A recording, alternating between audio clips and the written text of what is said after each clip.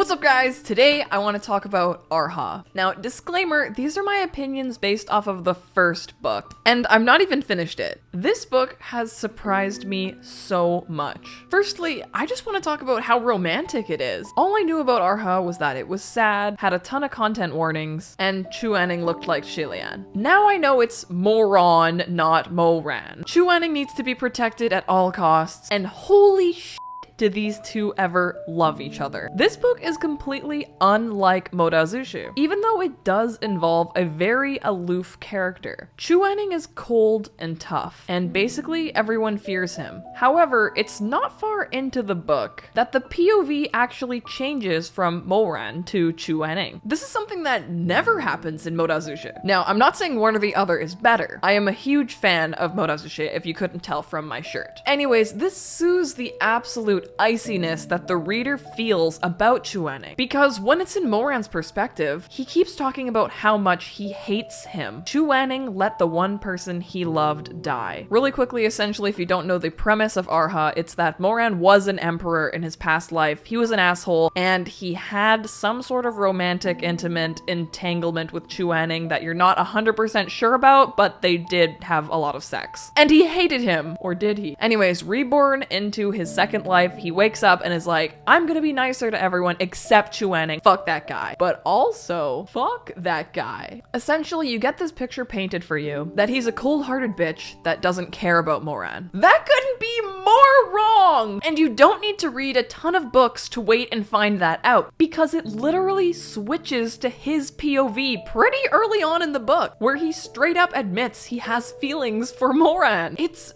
very romantic. Like, they were on a ghost mission and Moran and Chu Wanning had to get fake married, don't ask. And in the marriage ritual, they took locks of their hair and both put them in a bag so that they get all mixed up and you can't separate the hairs from one another, like you won't separate from each other. Like, it's a very romantic sentiment. Well, after the mission is done, Chu Wanning cannot bring himself to throw out the bag. And that's when we get a glimpse into his POV that he has feelings for Moran. He keeps the bag with both of their hair in it. However, there is one scene, if I had to entice someone into reading Arha, it would be this scene. I'm gonna describe it first, and then I'm gonna actually read it. Essentially, Chu Wanning gets severely injured. This guy is boss as fuck, Moran's literal words in the book. He got clawed in the back and whipped over 200 times. His back is basically just showing the bone at this point. And he is terrible at taking care of himself. Well, Moran accidentally interrupts a healing process that Chu Wanning was trying to do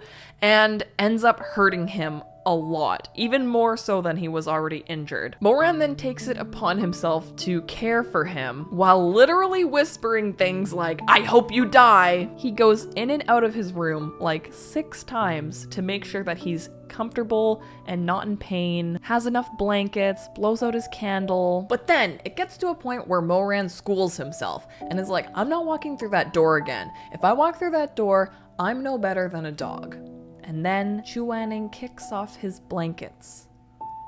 So Moran enters through the window and eventually crawls into bed with him because Chu Wanning is shaking, he's in so much pain. And he hugs him and soothes him, humming a little song to try and help make the pain go away. And he spends the night like that, stroking his back. However, that is not the end of that scene. It continues to get juicier. Moran gets so sleepy, he starts getting confused with what timeline he's in, because he was once an emperor who used to have a lot of sex with Chu Wanning, and now he is reborn into his younger self with Chu Wanning in his arms. So when he wakes up, he starts acting like he was the emperor that was intimate with Chu Wanning. When Chu Wanning wakes him up in the morning, he thinks that he's still the emperor who sleeps with Chu Wanning. So he kisses him, and Chu Wanning is like, oh my god, but also doesn't pull away because he wants it too? And it's just a chaste kiss, and Moran doesn't realize what he has done to Chu Wanning in this moment. The fully conscious and not confused Chu Wanning suffering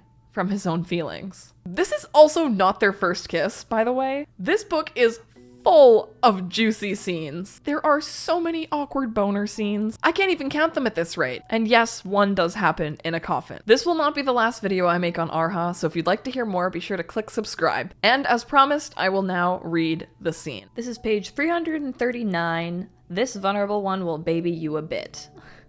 Great chapter name. Moran laid Chu Wanning back down in the bed and tucked him in none too gently. I'm doing this out of the goodness of my heart. Don't you dare kick that quilt off in the night. You're already feverish, and you'll catch a cold. Halfway through his speech, his temper flared, and he kicked the leg of the bed. Whatever. Why should I care if you catch a cold? I hope you do. I hope it's terrible and you die. He turned around and stalked off. When he got to the door, something was nagging at the back of his mind. Moran turned back and squinted into the room. After figuring out what was bothering him, he went over and blew out the candle. He left again. This time, he got all the way to the lotus pond. The sight of the flowers that had bloomed after absorbing Chu Wanning's lifeblood worsened the irritation in his heart. He was filled with aggravation, but he still marched stiff and out of rhythm, left arm moving with left leg and vice versa, back into the bedroom. Clanking like a rusty old automaton, he dragged his feet in a circle around the entire room until he finally, reluctantly, came to stand at Chu Wanning's bedside. Moonlight shone softly through the half-open bamboo window, illuminating Chu Wanning's peaceful face. His lips were pale, and his eyebrows were slightly drawn together. Moran considered this for a while, then shut the window for him. Sichuan was a humid region, and it wasn't healthy to leave the window open while sleeping. After doing this, Moran put his foot down and swore to himself, if I come back through that door one more time, I might as well be a dog. Just as he reached the doorway, he heard a thump. Chu Wanning had indeed thrown off his entire quilt.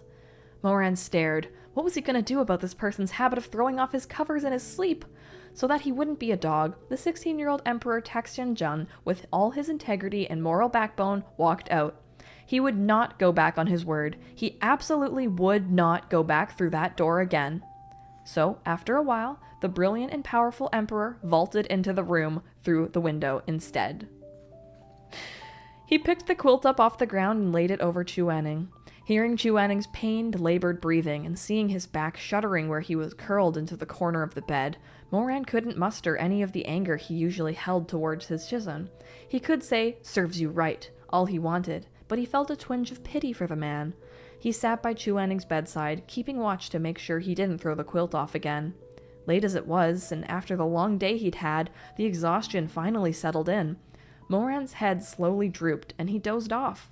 This sleep wasn't restful in the slightest. Chu Wanning kept tossing and turning, and Moran could hear him groaning under his breath through the murk of slumber. In his light, hazy doze, Moran couldn't tell the hour or when he had ended up lying next to Chu Wanning on the bed, holding the trembling man in his arms. Still half asleep, he cradled him and gently stroked his back, murmuring, shh, shh, pain, pain, go away. In sleep, Moran felt as if he had returned to Shisheng Peak in his past life, to the empty, somber Wushan Palace. After Chu Wanning's death, he'd never again held anyone in his sleep. Even if the lingering emotions had been born out of hatred, in the cold loneliness that had followed, day after day after day, he'd still missed him with an almost physical intensity, like 1,000 ants were gnawing on his heart. But no matter how much he missed him, or how hard he wished, Chu Wanning wouldn't come back. Moran had lost the last flame of his life. Moran held Chu Wanning that entire night, between the dreams and the veil of sleep. At times he knew clearly that he had been reborn, yet at others he felt as if he was still in his past life. Suddenly, he was almost afraid to open his eyes. He was afraid that when he woke in the morning, it would be to a cold, empty pillow and drafty curtains, and he would once again be utterly alone for the rest of his life. He was certain that he hated Chu Wanning. But as he held him in his arms, Moran felt wetness gather at the corner of his eyes. This was a warmth that the 32-year-old Taxian-jun had thought he would never again possess. Wanning, you'll be okay. It was in this foggy state, as he stroked the hair of the man in his arms as if he were the Moran of the past, that this tender phrase escaped his mouth. He was so tired that he didn't realize what he'd said or what he'd called the other man. The words slipped out naturally, and he didn't think much on them. Moran let out a long breath and fell into a deeper slumber. The next morning, Chu Wanning's eyelashes fluttered as he slowly came to. Because of his strong cultivation, his high fever from the night before had receded. Chu Wanning idly opened his eyes, mind muddled with sleep, but when he tried to get up, he found someone else was lying in bed with him. Mo Wei Yu? He was startled to say the least. Chu Wanning paled, but he couldn't for the life of him remember what had happened the night before. Even worse, his movements woke Moran. The young man yawned, youthful face lightly flushed from sleep. He squinted into the morning light, glanced over at Chu Wanning, and said vaguely, let this venerable one sleep for a while longer. Since you're awake, why don't you go make me egg and meat congee? Chu Wanning was speechless. What kind of nonsense was this? Was he talking in his sleep? Moran's mind was fuzzy. When he saw that Chu Wanning wasn't getting up to make him breakfast, he didn't press the matter. Instead, he smiled lazily and reached out, pulling Chu Wanning's face closer, and pressed a chaste kiss to his lips. If you don't want to get up, that's fine too. This venerable one just had the most terrible dream, and never mind. He sighed, embracing the other man, who had by this point gone completely stock still. Moran rested his chin against the head of the man in his arms and murmured, Chu Wanning, let me hold you a little while longer. And then it goes back into Chu Wanning's perspective, which is so delicious, you guys. Oh my god. Chu Wanning was so shocked by the sudden kiss that he couldn't even process what Moran was saying. It all sounded like a distant murmur to him, as if a heavy rain had started to pour down on his head. Moran, on the other hand, obliviously muttered a few more words and fell back asleep. Chu Wanning wanted to shake him awake. However, there was a haitang tree swaying in full bloom outside the window. Just as Chu Wanning lifted his head, a light pink flower petal landed delicately on the tip of Moran's nose. Moran rubbed his nose a little in discomfort, but was sleeping so sweetly that he didn't wake up. For no reason discernible to Chu Wanning himself, the arm he had stretched to shove Moran away changed course and instead picked the flower petal between his fingers to examine it. As he lost himself in thought, staring at the petal, something slowly came back to him. He remembered that the day before, Moran had dressed his wounds and fed him medicine. Afterwards, Moran had cradled him in his arms, gently stroking his hair and back long into the night and whispering softly into his ear. Chu Wanning was baffled. That had to have been a dream, right? The tips of his ears went red, the bright color not unlike that of the haitang petal between his fingers. His reprimand died in his throat. He really didn't even know where to begin. How did you end up in my bed? That sounded like a young maiden who had made a mistake. Get the hell out! Who let you sleep here? That sounded like a she-devil who had made a miscalculation. How dare you kiss me? If one really thought about it, it had been nothing more than two lips touching. Compared to that incident in the illusionary world, it could barely be called a kiss. Making a fuss would make it look like he really did have something to hide. The Yuheng elder, at a complete loss, could only roll over and bury his face in the quilt. His slender fingers clutched the corner of the cover in agitation and humiliated rage. In the end, he decided to pry Moran off of him, sit up, and get immaculately dressed, and only then did he shake the other man awake. And so, when Moran blearily opened his eyes, the sight that greeted him was that of the Yuheng elder sitting on the edge of the bed with an unreadable, chilly look on his face. Moran broke into a cold sweat. Shizun, You broke past the boundary of my flower spirit sacrifice technique yesterday. Chu Wanning responded expressionlessly. I didn't mean to. Forget it. Chu Wanning said curtly and waved his hand like it was nothing. You should get up. Get some morning classes. Moran was about to lose it. He ran his hands through his hair fretfully. How did I fall asleep here? Exhaustion. Chu Wanning replied, perfectly calm. From the look of you, it doesn't seem like you got much rest yesterday. He glanced at the medicine on the table. In the future, don't barge into the Red Lotus Pavilion on your own. If you need something, notify me in advance. Yes, Shizun. You may leave. Taxian-jun, feeling like he'd narrowly escaped death, hurried to run as far away as possible. After he left, Chu Wanning lay back down on his bed and lifted his arm, hand outstretched. From the space between his fingers, he watched as the radiant blossoms outside his window drifted and fell like snow in the wind. The soft colors of the haitang petals were just like his hazy memories of the night before, delicate, yet hard to distinguish as either truth or wishful thinking. He decided he'd rather die before ever bringing up what had happened. It was far too embarrassing. The Yuheng elder cared about his pride above all else and would save his face than his own life. And so when Moran next saw Chu Wanning a few days later, the Yuheng elder was once again his usual self, elegant and composed, white robes billowing gracefully. Neither of them brought up that night, but sometimes, when their eyes met, Moran's gaze seemed to linger on Chu Wanning a little bit longer before they habitually chased after Shi Mei. And what of Chu Wanning? As soon as his gaze met Moran's, he would immediately turn coldly away. But when he thought Moran wasn't looking, he would, as if entirely by accident, steal a second glance. my god, the poor man, the poor man.